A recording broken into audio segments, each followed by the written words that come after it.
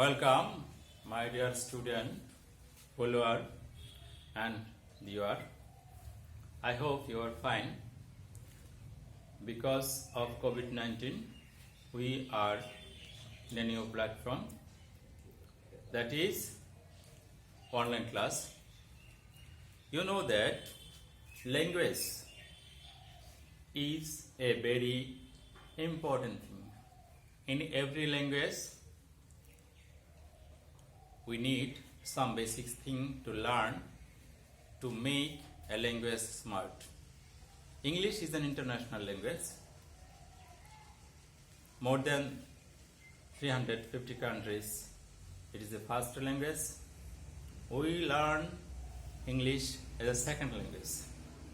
If we learn English as our mother tongue, we can learn it subconsciously.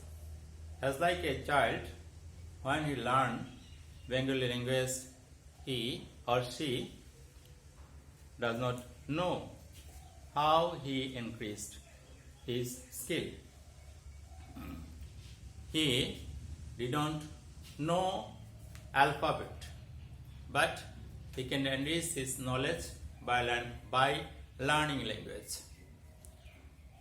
So my dear student, today I am saying about an important thing, that is sentence in English language. If you sincerely observe English language, we need to learn sentence. A sentence is the largest unit of a language. In a sentence, we find it begins with a capital letter. Basically, in English, sentences start with a capital letter and at the end with a full stop. We find full stop at the end of a sentence of English. Sometimes we find question mark or an exclamatory marks. In this way, a sentence becomes finished. Now, তাহলে দেখা যাচ্ছে আমরা যদি সেন্টেন্সের কথা বলি, তো সেন্টেন্সের সংজ্ঞাটা কেমন হচ্ছে বা বাক্যটির সংজ্ঞা কেমন হচ্ছে। ডিফিনিশন: দুই বা ততোধিক ওয়ার্ড পাশাপাশি বসে যদি ব্যাকরণগত নিয়ম মেনে কোনো ব্যক্তির মনের পূর্ণাঙ্গ ভাব প্রকাশ করে, তাহলে সেটা হচ্ছে সেন্টেন্স। অথবা কোনো বিষয়বস্তু সম্পর্কে পূর্ণাঙ্গ একটি ধারণা আমাদেরকে দান করে, সেটা হচ্ছে সেন্টেন্স। তো আমরা যদি যে কোনো প্রকারের সেন্টেন্স দেখি, গ্রামাটিক্যাল রুলস রেগুলেশন না মেনে, সেটা সেন্টেন্স হবে না। যেমন আমি লিখতাম ইট আই রাইস। এই সেন্টেন্সটি কারেক্ট হয়নি, সহজে বোঝা যাচ্ছে, কারণ এই সেন্টেন্সটি ইংলিশ গ্রামাটিক্যাল নিয়ম মানেনি।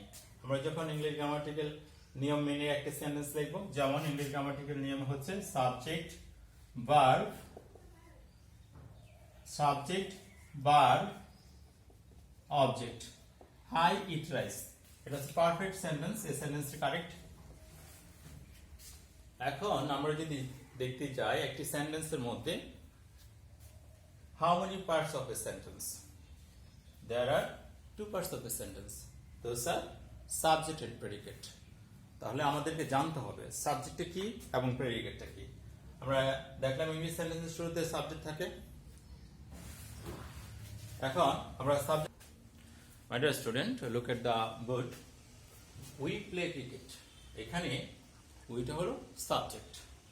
So what is subject? A subject of a sentence is a person or thing about which something is said or written. তার মানে হলো একটা সাবজেক্ট হলো একজন ব্যক্তি অথবা বস্তু, যার সম্পর্কে এই বাক্যটার মধ্যে লেখা হয়েছে। এই বাক্যে লেখা হয়েছে উই সম্পর্কে। উই মানে আমরা প্লে ক্রিকেট, আমরা ক্রিকেট খেলি, আমাদের সম্পর্কে বলা হয়েছে, যার সম্পর্কে বলেছে সে হচ্ছে সাবজেক্ট। তার মানে উইটা হলো এখানে সাবজেক্ট। সেম তৃতীয় সেন্টেন্সটাতে উই স্পিক বাংলা এভরিডে। এখানে দেখা যাচ্ছে ব্যক্তি সম্পর্কে যা বলা হয়েছে, অথবা যদি এখানে উই না থেকে কোনো বস্তু থাকতো, যা বলা হচ্ছে সে অংশটুকু হচ্ছে predicate. That means the predicate that says what the subject does. Predicate হচ্ছে এরকম একটা জিনিস যা বলে ব্যক্তি কি করেছে, ব্যক্তি কি করে সে সম্পর্কে। তাহলে দাঁড়ালো a sentence usually comes with a subject and then predicate comes. প্রত্যেকটা সেন্টেন্সের মধ্যে এরকম ভাবে আমরা সাবজেক্ট এবং প্রেডিকেট পাবো। আমরা যদি খেয়াল করি যে একটি সেন্টেন্সের মধ্যে সাবজেক্ট প্রেডিকেট ছাড়া আর কি থাকতে পারে। Look at the word we play cricket, এই সেন্টেন্সটির মধ্যে উইটা সাবজেক্ট, তারপর প্লে ক্রিকেট, উই হচ্ছে সাবজেক্ট, প্লে ক্রিকেট প্রেডিকেটের দুটি অংশ আমরা পাচ্ছি, দুটি অংশ, যেমন প্লে ভার্ব, ক্রিকেট অবজেক্ট। তাহলে বোঝা যাচ্ছে একটি সেন্টেন্সে সাবজেক্ট থাকতে পারে, প্রেডিকেট অংশের মধ্যে ভার্ব অবজেক্ট এবং ভার্ব অবজেক্ট ছাড়া আর কিছু অংশ অ্যাডভার্ব, অ্যাডজেক্টিভ, প্রিপোজিশন সে অংশগুলো থাকতে পারে। আমরা যখন সেন্টেন্সকে আইডেন্টিফাই করব সেন্টেন্সটি কোন ধরনের সেন্টেন্স, তখন আইডেন্টিফাই করার ক্ষেত্রে আমাদেরকে সাবজেক্ট, ভার্ব, অবজেক্ট, প্রেডিকেট এবং প্রিপোজিশন অংশ সহ আরো এক্সটেনশন যে জিনিসগুলো আছে সেগুলো জানতে হবে। হ্যালো মাই ডিয়ার স্টুডেন্ট, আমরা আজকে পড়তেছিলাম সেন্টেন্স। এখন তোমাদের কাছে প্রশ্ন হলো আমরা সেন্টেন্সের কত ধরনের সেন্টেন্স পাবো। In English language there are two types of sentence. সেগুলো কি কি? Sentence according to meaning, sentence according to structure. It is a simple answer. If you look at the word, you will find the proper answer. How many kinds of sentences according to meaning? অর্থগত দিক থেকে sentence কত প্রকার?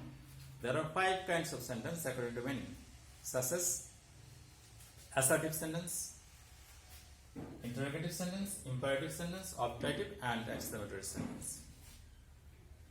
If you think how many kinds of sentence according to structure, there are 3 kinds of sentence. Those are simple sentence, complex sentence, and compound sentence. I think you know the Bengali meaning of this kind of sentence. If you are able to know the answer, you can follow me. Assertive sentence, বর্ণনামূলক বাক্য, interrogative sentence, প্রশ্নবোধক বাক্য, imperative sentence, আদেশ, নিষেধ, অনুরোধ সূচক বাক্য, optative, আশীর্বাদ সূচক বাক্য, এক্সক্লেমেটরি, আনন্দ, দুঃখ, বেদনা অর্থাৎ আবেগ সূচক বাক্য। সিম্পল সেন্টেন্স মানে হচ্ছে সরল বাক্য, কমপ্লেক্স জটিল বাক্য, কম্পাউন্ড সেন্টেন্স যৌগিক বাক্য। Okay, my dear student, follow me. My dear student, now we need to know about assertive sentence. We know that an assertive sentence is a simple or general statement or assertion. A assertive sentence may be affirmative or negative. So now question is, how many kinds of assertive sentence? Yes, there are 2 kinds of assertive sentence, such as affirmative sentence and negative sentence. Affirmative sentence must be gives us something positive idea, and negative sentence give us some information about the statement that is negative. Look at the word, he is an innocent boy. এটা হচ্ছে একটা affirmative sentence, বালকটি সম্পর্কে আমাদেরকে হ্যাঁ বোধক তথ্য দিচ্ছে। এবং she is not an ugly girl, এই সেন্টেন্সটি বালিকাটির সম্পর্কে আমাদেরকে নেগেটিভ ধারণা বা নাবোধক ধারণা দিচ্ছে। তাহলে এখন প্রশ্ন হচ্ছে, how can we identify assertive sentence? What is the characteristics of assertive sentence? If you look at the screen, in these sentences, the sentence start with a pronoun. তাহলে আমরা দেখতে পাচ্ছি যে বাক্যের শুরুতে সাবজেক্ট হিসেবে নাউন বা প্রনাউন থাকতে পারে অ্যাসার্টিভ সেন্টেন্সে, দুটো থেকে যে কোনোটা থাকতে পারে। বাক্যের শুরুতে কিছু কিছু সময় আমরা টু প্লাস ভার্ব অথবা প্রেজেন্ট পার্টিসিপল যুক্ত পেতে পারি, যেমন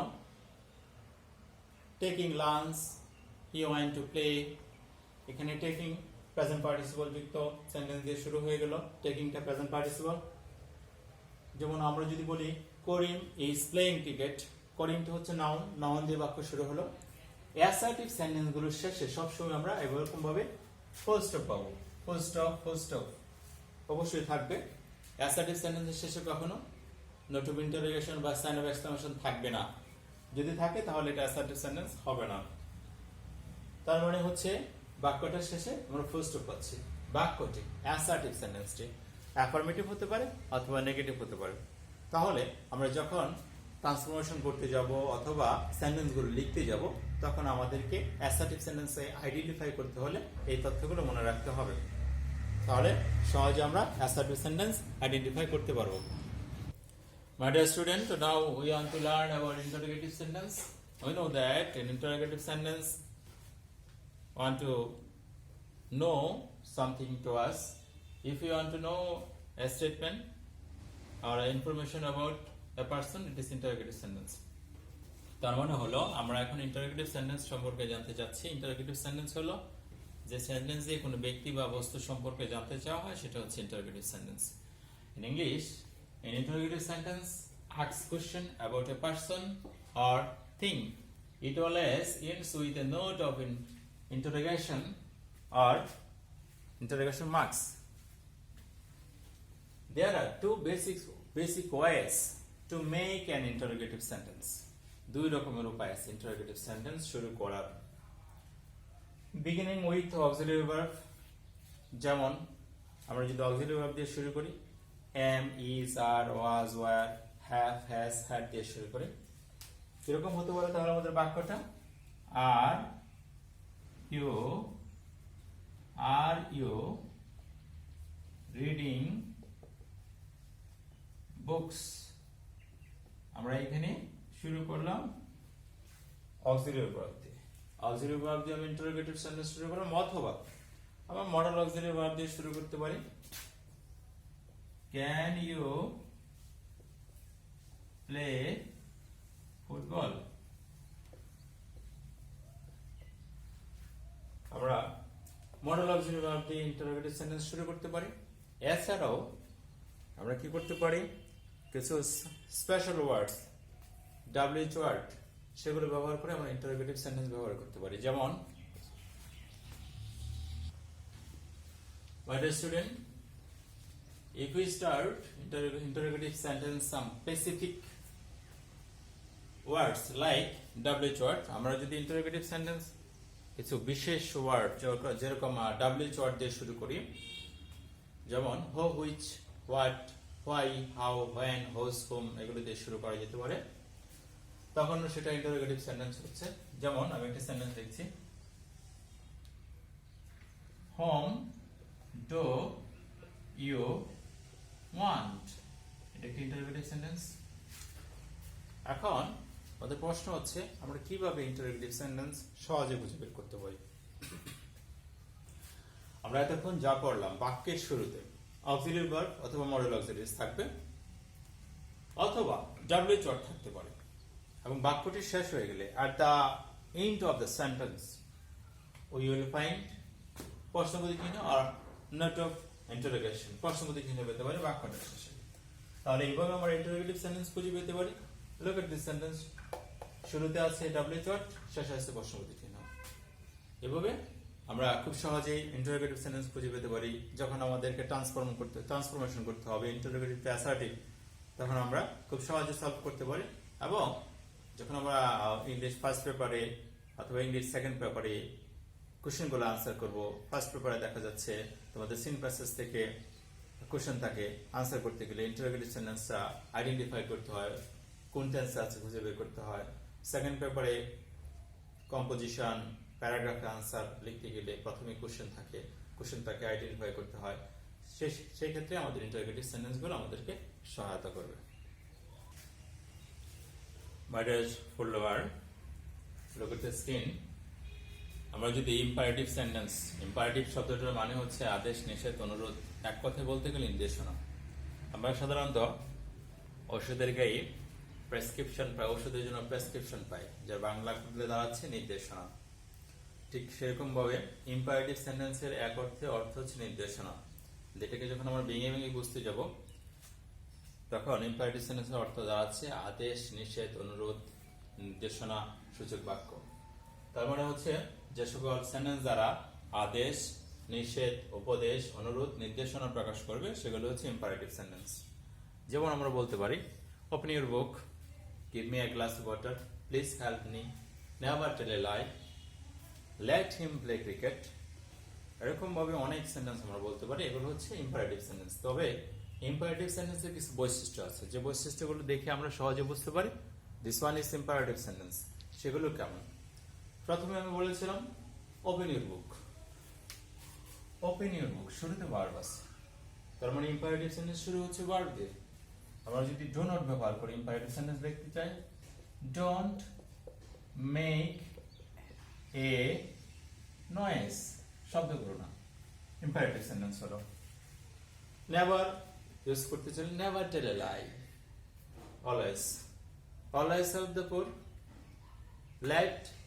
let him play cricket, please give me a glass of water। এই সেন্টেন্স গুলো দিয়ে বাক্য শুরু হতে পারে। তাহলে এটা হলো ইম্পারেটিভ সেন্টেন্সের অন্যতম characteristics.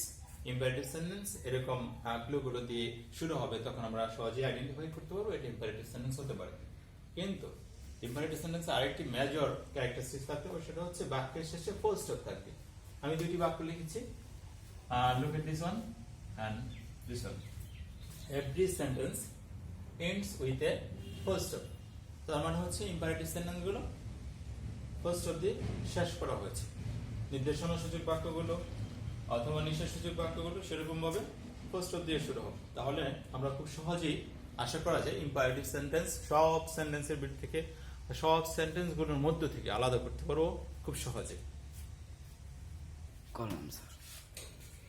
My dear student, now it is the turn of operative sentence. I hope you are fine. May you live long in this earth. তাহলে একটা অপারেটিভ সেন্টেন্স বলে ফেললাম তোমাদের সাথে। অপারেটিভ সেন্টেন্স মানে হচ্ছে মঙ্গল কামনা সূচক বাক্য। তুমি দীর্ঘজীবী হও, তোমার লেখাপড়া ভালো হোক, বাংলাদেশ থেকে কোভিড-19 বা করোনা ভাইরাস চলে যাক। যে সেন্টেন্স দ্বারা কোনো ইচ্ছা, আকাঙ্ক্ষা, প্রার্থনা প্রকাশ করে তাকে অপারেটিভ সেন্টেন্স বলে। কিছুক্ষণ আগে যে সেন্টেন্স গুলো বললাম সেগুলো ছিল আমার আকাঙ্ক্ষা বা ইচ্ছা বা প্রার্থনা, সেগুলো ছিল অপারেটিভ সেন্টেন্স। অপারেটিভ সেন্টেন্স গুলো লেখার সময় আমাদের অবশ্যই মে ইউ লিভ লং, এই সেন্টেন্সের শুরুতে আমরা মে লিখেছি এবং শেষে একটি ফুল স্টপ ব্যবহার করেছি। লং লিভ বাংলাদেশ, এখানে লং দেওয়া আছে শব্দটি এবং শেষে ফুল স্টপ দেওয়া আছে। You may get GPA 5 in SSC। তাহলে দেখা যাচ্ছে সেন্টেন্স গুলোর মধ্যে বেশিরভাগ সময় আমরা পেয়ে যাচ্ছি সেন্টেন্সটা যে একটি মেসেজ আমাদেরকে দিচ্ছে, সেটা হলো আমাদের মনের ইচ্ছা, আকাঙ্ক্ষা বা প্রার্থনা প্রকাশ করতেছে। সেন্টেন্স গুলোর মধ্যে এই ইচ্ছা, আকাঙ্ক্ষা বা প্রার্থনা প্রকাশ করতে গিয়ে সেন্টেন্সের শুরুতে মি অথবা সেন্টেন্সের শুরুতে লং, সেন্টেন্সের মাঝে মি ব্যবহার করতে হচ্ছে।